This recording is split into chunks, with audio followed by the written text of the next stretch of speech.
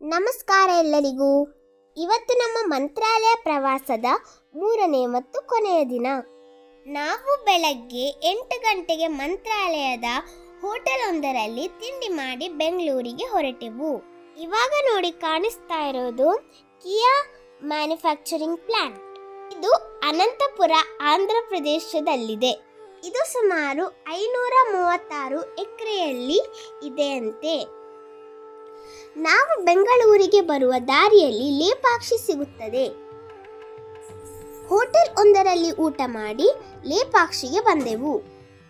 ಲೇಪಾಕ್ಷಿ ಎಂಬುದು ಆಂಧ್ರ ಪ್ರದೇಶದ ಅನಂತಪುರ ಜಿಲ್ಲೆಯಲ್ಲಿರುವ ಒಂದು ಸಣ್ಣ ಗ್ರಾಮ.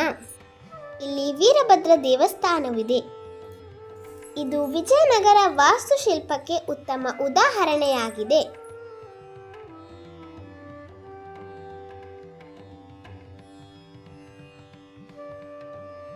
ಇಲ್ಲಿ ಒಂದು ನೇತಾಡುವ ಸ್ತಂಭ ಕೂಡ ಇದೆ.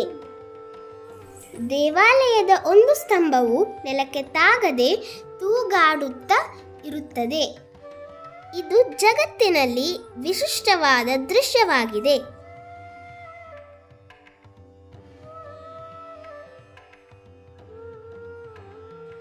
ನಾವು ಅಲ್ಲಿ ಇರುವಾಗ ಮಳೆ ಬರ್ತಾ ಇತ್ತು. ನೋಡಿ, ಇದು ದೇವಸ್ಥಾನ ಎಷ್ಟು ಸುಂದರವಾಗಿದೆ.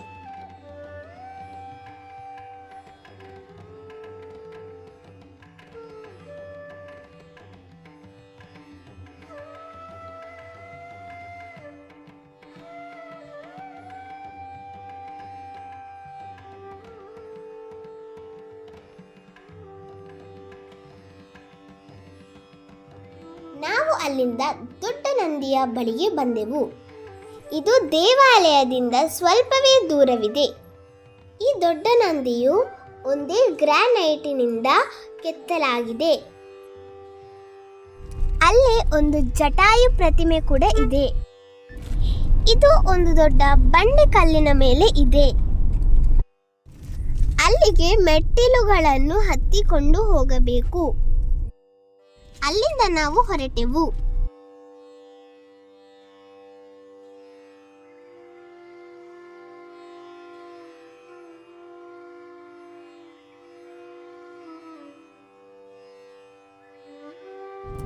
ಆಮೇಲೆ ನಾವು ಬಂದದ್ದು ಚಿಕ್ಕಬಳ್ಳಾಪುರದ ಇಶಾ ಫೌಂಡೇಶನ್ಗೆ.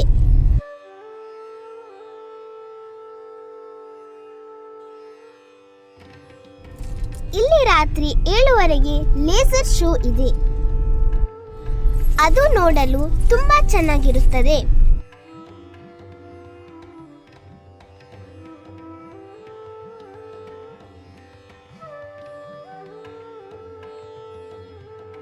ಅಲ್ಲಿಂದ ಮತ್ತೆ ನಾವು ಮನೆಗೆ ಹೊರಟೆವು.